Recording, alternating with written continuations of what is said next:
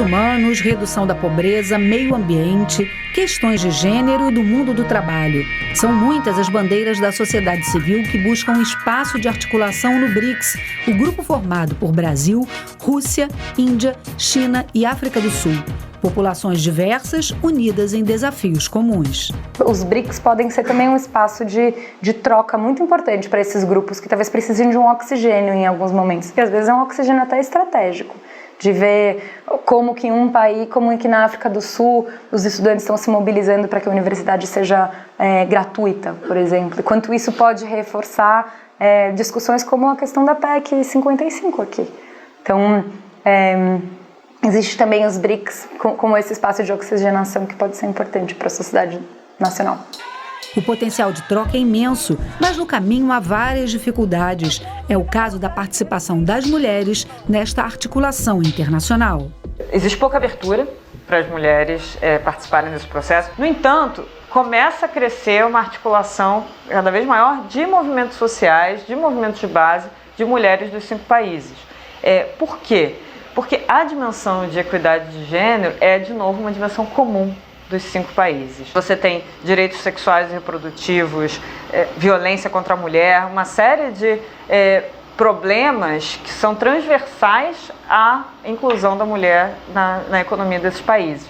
Então, eu acho que existe uma vontade, um desejo crescente de articulação entre as mulheres dos BRICS, mas esse ainda é um espaço a ser conquistado. As mulheres nos países BRICS vivem situações de fortes desigualdades de gênero e as desigualdades que vive o conjunto da população, de renda, unidas a desigualdades provocadas pelo racismo, uma série de questões que no sul global, nos países não industrializados, se notam com maior força, né? Essas desigualdades têm sido muito funcionais ao capital. Na verdade, nós sabemos que as mulheres, neste sul global, como se chama, os países menos desenvolvidos, não industrializados, as mulheres têm uma situação complicada de suportar essas desigualdades, e tanto elas no mercado de trabalho quanto no âmbito do doméstico, onde ainda são a grande força de trabalho através do trabalho gratuito dentro da sua casa, do seu lar, né? Os trabalhadores, de uma forma geral, também disputam esse espaço, lutando pela institucionalização do chamado BRICS sindical. Acho que o BRICS sindical busca criar novas fronteiras do internacionalismo operário que anteriormente não eram evidentes para os trabalhadores desses 5 países, né, inclusive do Brasil.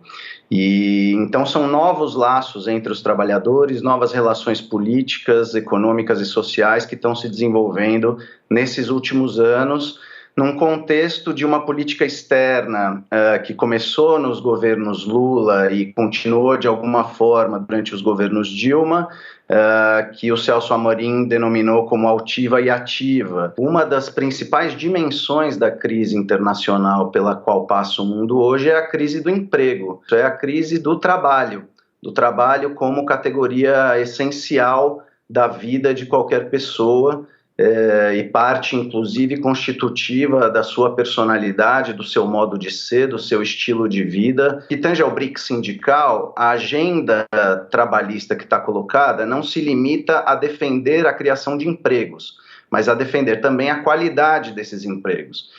Defesa que está em xeque, especialmente no Brasil. Num momento como o que a gente passa no país agora, em que o próprio governo brasileiro vai contra a agenda do trabalho decente da OIT, promovendo flexibilização das leis trabalhistas ou modernização, como se quiser chamar, mas são todos eufemismos para a retirada de direitos, não adianta as centrais sindicais brasileiras lutarem no BRICS pela defesa do trabalho decente, enquanto o governo nacional está indo contra esses mesmos direitos. No campo do meio ambiente, as dificuldades não são menores. Análise realizada pela ActionAid, com base em estudo comparativo com 58 países, revelou que os membros do BRICS estão entre os que mais contribuem para a emissão de gases de efeito estufa. A Rússia está numa das piores posições. Pouco acima vem a China, o Brasil, a África do Sul. O país mais bem colocado do grupo é a Índia, ainda bem distante das primeiras colocações.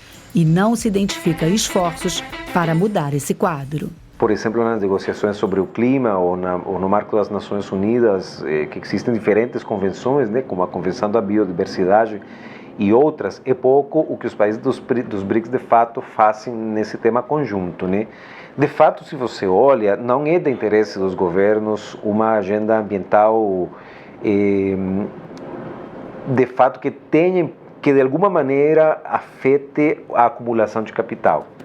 No Brasil, a situação ambiental também não é animadora. Há alguns avanços, por exemplo, a diminuição da velocidade do desmatamento na Amazônia de fato aconteceu e tem sido um avanço positivo. Porém, quando você vai ver a mineração, o agronegócio e todas as atividades extrativas do Brasil praticamente acontecem sem nenhum tipo de fiscalização efetiva no plano socioambiental. Entre os temas mais delicados estão os que dizem respeito à defesa dos direitos humanos. Países como China e Rússia, por exemplo, são sensíveis a este debate. A alternativa seria encontrar outros caminhos para avançar. Muito da discussão sobre desigualdade de gênero ou desigualdade racial tem um componente forte de direitos humanos. Então, você poderia colocar esses temas numa agenda interestatal, também vistos de uma outra maneira ou discutidos com palavras que sejam mais ou menos sensíveis. Isso não significa abdicar da ideia de que se deva discutir direitos humanos, significa entender quais espaços e como colocar as questões para que elas tenham, para que elas consigam, né, ser levadas adiante, não só por atores sociais, mas que elas entrem na agenda do debate estatal.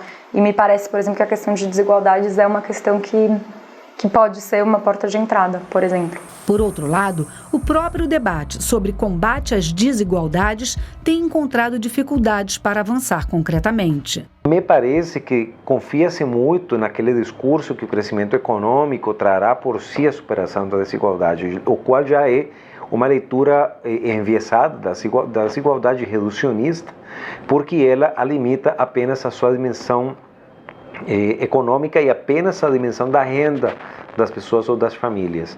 E não, por exemplo, toca questões fundamentais como acesso a serviços, como direitos, né, uma pauta de direitos humanos que amplie, digamos assim, os direitos das pessoas na complexidade dos direitos humanos, que são tanto civis quanto econômicos, políticos e culturais, né? E eu não como te falo, não tenho ciência de que exista uma política clara dos BRICS como conjunto para a superação dessas desigualdades, né? Com certeza, os desafios são muitos e as incertezas presentes, mas o BRICS é uma realidade. E por ser um processo internacional recente, ainda em construção, a participação da sociedade civil do Brasil, da Rússia, da Índia, da China e da África do Sul, além de uma possibilidade, é também uma necessidade.